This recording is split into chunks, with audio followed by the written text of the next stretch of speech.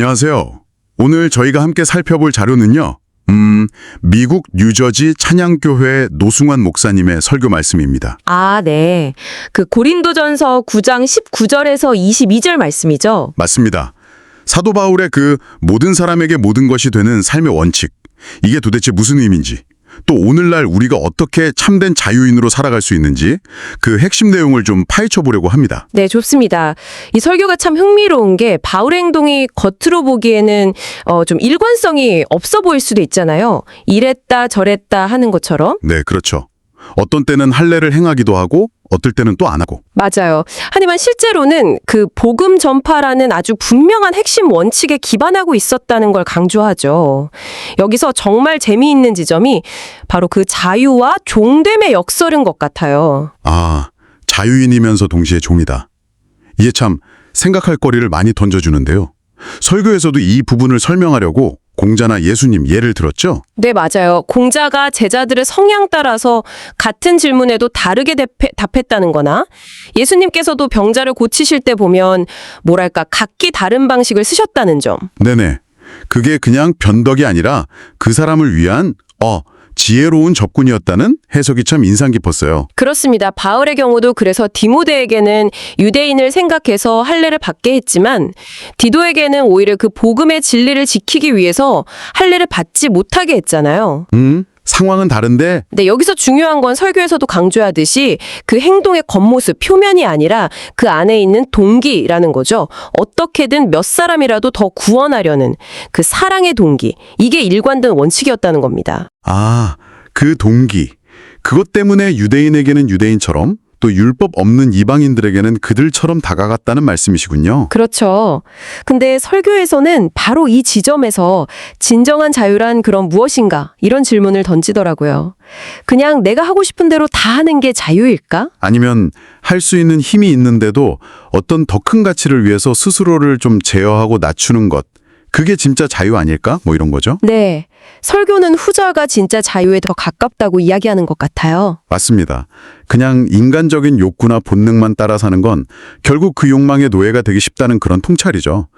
오히려 하나님이라는 더 큰 틀 안에서 그분의 뜻을 따를 때 비로소 참된 자유를 경험하게 된다는 거예요. 자녀를 위한 부모님의 희생이 어떤 속박처럼 느껴지지 않고 오히려 기쁨이 되는 것과 같은 맥락으로 설명했죠. 네, 딱 그 비유가 나왔죠. 그리고 그 자유의 정점이 바로 십자가라는 거고요. 아, 십자가. 네, 모든 걸 하실 수 있는 분이 스스로를 비워서 종의 모습으로 오신 예수님의 그 모습에서 바울이 이 역설적인 자유의 비밀을 발견했다는 거죠. 죽어야 살고 또 낮아져야 높아진다. 이 기독교 신앙의 핵심적인 역설과 딱 맞닿아 있네요. 맞습니다.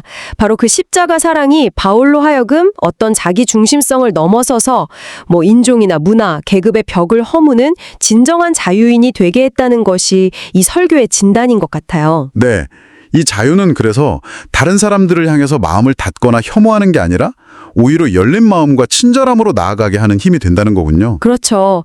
갈라디아서 5장 13절 말씀처럼 자유를 그냥 육체의 기회로 삼아서 방종하는 게 아니라 사랑으로 서로 종노릇하는 삶, 그 삶으로 이어진다는 겁니다. 그래서 설교 마지막 부분에서는 이 원리를 우리 삶에 구체적으로 어떻게 적용할 수 있을지 몇 가지 제안도 나오는데요. 네, 실제적인 적용점들이죠. 예를 들면 요즘 다문화 사회 속에서 우리 이웃들에게 다가갈 때 그들의 문화를 먼저 좀 이해하고 존중하려는 그런 노력들. 아, 네, 중요하죠. 또 교회 안에서 세대 간의 소통 문제도 있잖아요. 젊은 세대들의 문화, 설교에서는 BTS나 K-팝 같은 예시도 나왔던 것 같은데. 네, 맞아요. 그런 문화에 대해서 좀 관심을 기울여보는 시도 같은 것들. 네, 그리고 공동체의 유익을 위해서 내 개인적인 편안함이나 익숙함을 조금은 양보하고 섬기는 태도. 섬김. 또 어쩌면 아주 사소하게는 SNS 사용 시간을 조금 줄여서라도 기도나 묵상 시간을 확보하는 그런 일상의 절제까지도 포함될 수 있다고 봤어요. 선택적 불편. 설교에서 이 표현을 썼던 것 같아요. 맞아요. 그런 선택적 불편을 기꺼이 감수하는 삶이야말로 진짜 자유인의 모습이라고 설교는 힘주어 말하죠.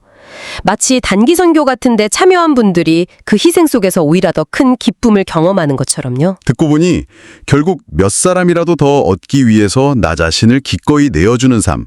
그게 핵심이네요. 자, 이 내용을 바탕으로 이제 청취자분들께 그리고 우리 자신에게 마지막으로 던져볼 질문은 이거인 것 같습니다. 네. 이번 한 주 동안 당신의 삶의 자리에서 그게 가정이든 직장이든 아니면 속한 공동체든 몇 사람이라도 더 얻기 위해 당신이 한번 감당해 볼 수 있는 선택적 불편은 무엇이 있을까요? 생각할 거리네요. 네.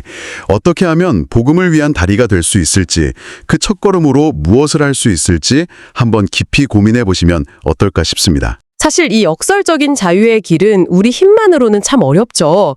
하지만 설교가 마지막에 말하듯 우리를 완전하게 하시는 그 하나님을 신뢰하고 그분의 도우심을 구할 때 기쁨으로 이 길을 걸어갈 수 있을 거라고 생각합니다.